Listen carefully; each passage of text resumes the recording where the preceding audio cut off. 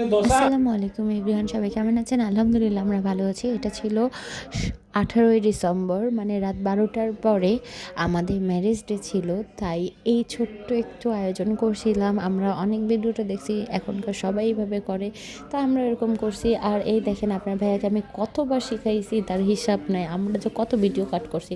Finally আমরা এরকম করতে পারছি। আর একজন আরেকজনকে উপহার দিচ্ছিলাম। এইটা আমি আপনার ভাইয়ার জন্য গিফট নিয়েছিলাম, আপনার ভাই আমার জন্য গিফট নিয়েছিল।